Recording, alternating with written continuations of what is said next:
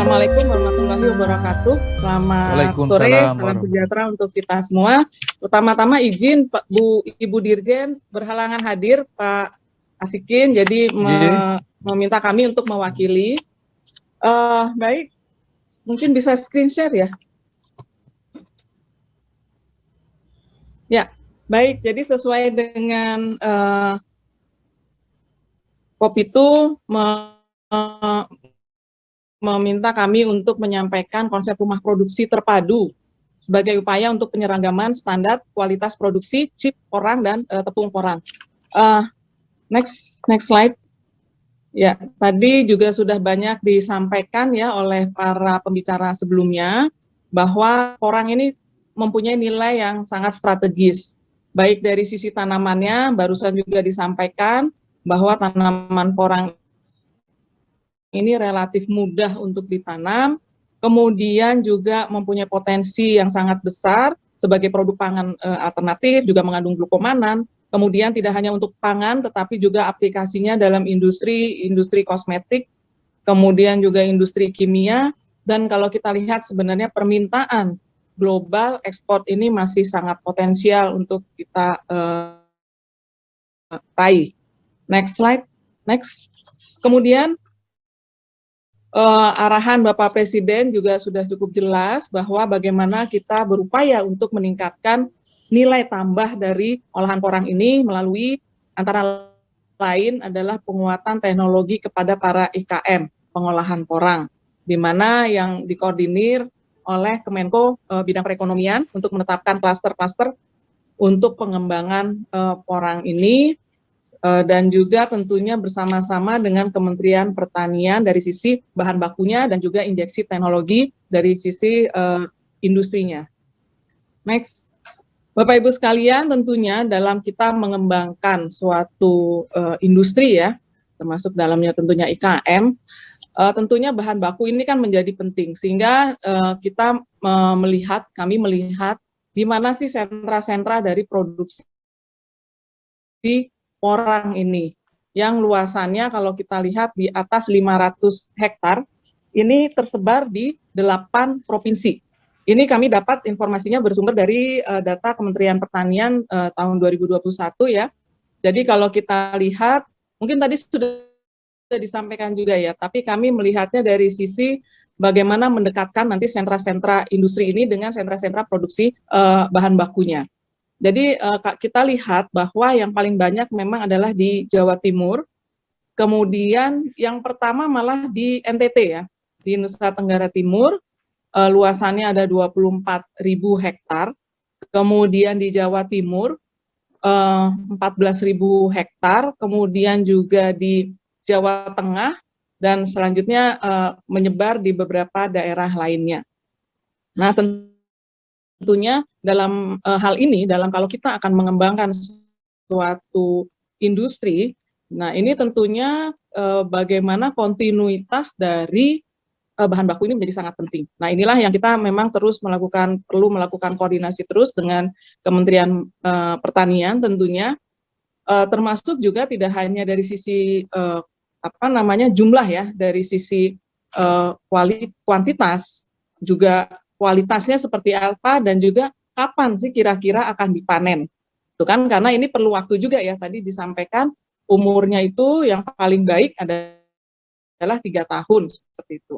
Nah ini kan juga kita perlu mengetahui ya kapan ini akan dipanen, sehingga nanti tentunya tidak menjadi hambatan bagi industri olahannya. Bapak Ibu sekalian, kalau kita lihat dari pohon industrinya, memang industri tanaman porang ini cukup banyak ya turunannya. Next slide. Next. Lanjut ya. Ya. Nah, kita lihat bahwa porang ini tadi disampaikan ya menjadi tepung glukomanan, tapi memang yang pada saat ini yang paling banyak diolah menjadi chips kan, chips kering, termasuk juga di dalamnya adalah tepung ya, tepung porang dalam bentuk pati dan serat. Jadi tepung porang. Kemudian seperti ini turunannya ya, jadi cukup banyak, ada 21 produk turunannya sebenarnya yang bisa diolah yang tentunya makin kehilir nilai tambahnya itu akan semakin besar. Nah, kalau kita lihat memang pada saat ini kebanyakan diolah dalam bentuk chips kering ya, chips porang.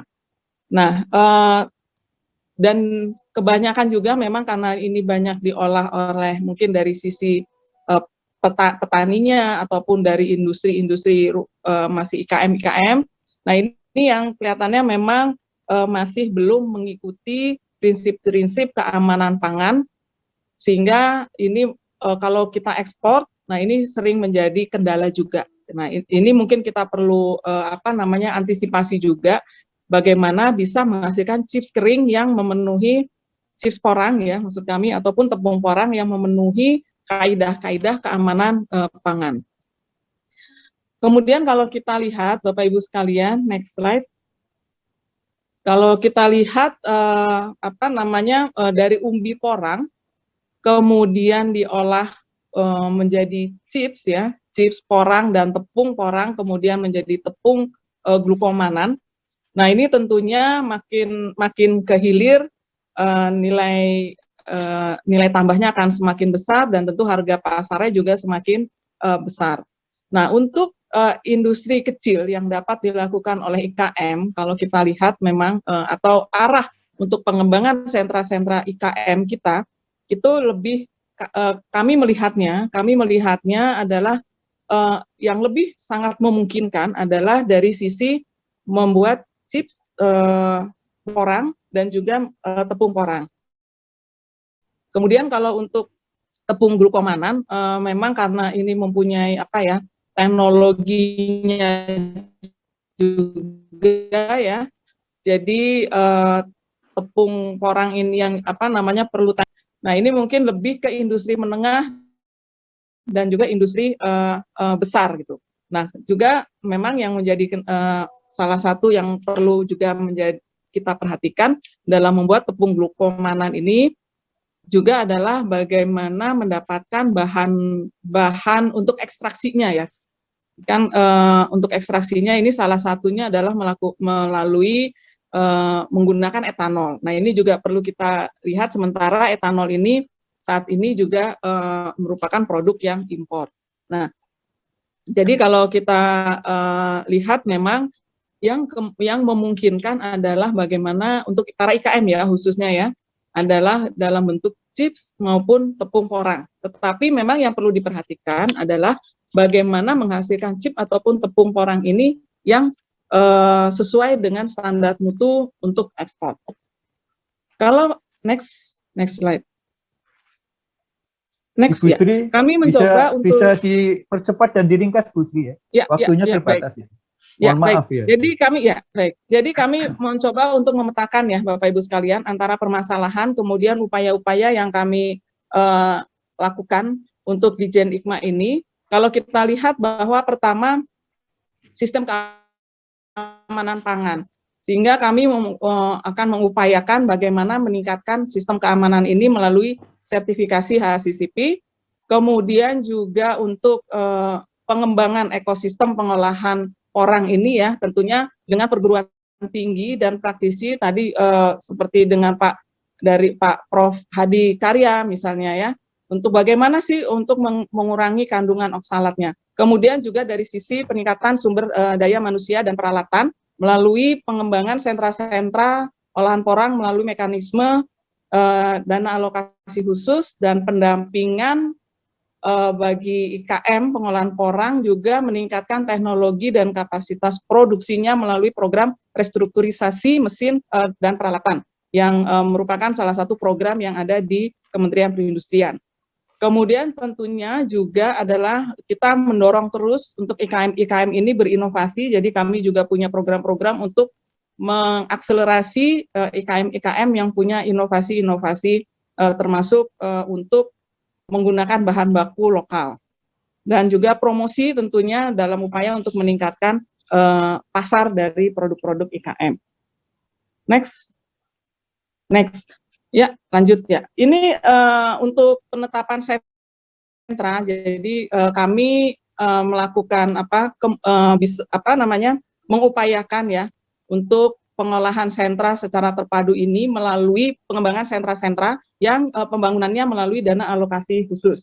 Nah, tentunya yang perlu diperhatikan di sini adalah bagaimana ketersediaan dan kontinuitas dari bahan baku, jaminannya, dan juga kemudian komitmen dari pemerintah daerah karena untuk membangun sentra melalui dana alokasi khusus ini, daerah harus memiliki pola pengembangan sentranya yang jelas, kemudian ada rencana strategisnya, kemudian bisnis plan-nya seperti apa, sehingga kita harapkan ini bisa sustain, bisa beroperasi dengan baik. Dan juga yang penting adalah ekosistem dari para pelaku pengolahan porang ini, mulai dari petaninya, kemudian dari pengelolaan sentranya, kemudian juga industri turunannya, termasuk eksportir, ya, ini sebagai off-taker dari IKM pengolahan porang ini, dan tentunya bekerja sama dengan perguruan tinggi dan badan litbang. Next, mungkin sebentar satu lagi. Ya, ini konsepnya Bapak Ibu sekalian untuk pembangunannya melalui mekanisme dana alokasi khusus, di mana kita petakan dulu lokasinya.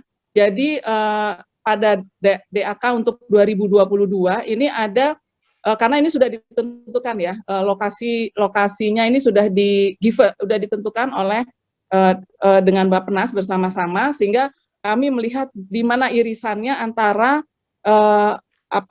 yang mendapatkan dana alokasi khusus dan tadi sentra-sentra produksi. Ada 3 lokasi yang memungkinkan yang kami lihat, yaitu di Lumajang, Tabanan, dan juga Simalungun. Nah, ini nanti kami perlu koordinasi juga baik dengan Bappenas, kemudian dengan Kementerian Pertanian, dan juga dengan pemerintah daerahnya.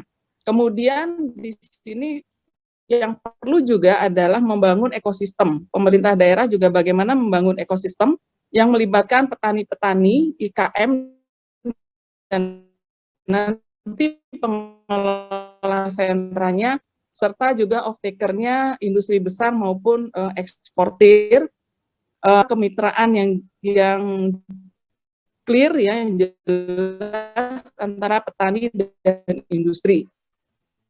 Nah, di sini yang kami garis merah ini adalah proses produksi terpadunya di dalam sentra yang dibangun melalui dana alokasi khusus, di mana menurut kami ini di awalnya adalah melalui pembangunan IKM dalam bentuk chipsnya dulu, ya.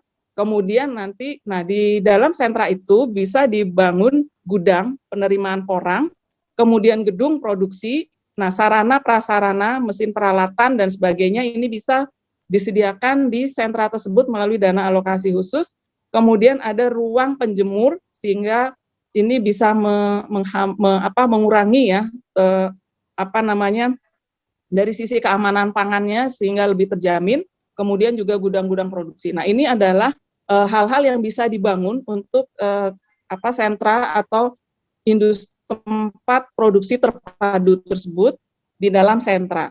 Kemudian sesudah itu mungkin secara bertahap baru kita bisa membangun tepung porang, karena kita juga kan perlu melihat secara bagaimana pasarnya itu juga kan. Nanti kalau sudah berjalan optimal, kemudian ini kita kawinkan, ya, kita linkkan dengan eksportir maupun industri besar. Nah, ini sentra ini siapa yang mengelola? Ini dapat dikelola oleh UPT, ya, di daerah maupun oleh koperasi, dan tentunya di sini kita perlu terus melakukan pendampingan untuk adanya branding, hilirisasi produk porang, kemudian manajemen usaha dari sentra, kemudian penguatan sistem mutu dan kemasannya yang baik, juga traceability seandainya ada hal-hal yang ada komplain atau dari buyers dan sebagainya. Mungkin demikian Pak Asikin yang bisa kami sampaikan. Terima kasih. Assalamualaikum warahmatullahi wabarakatuh.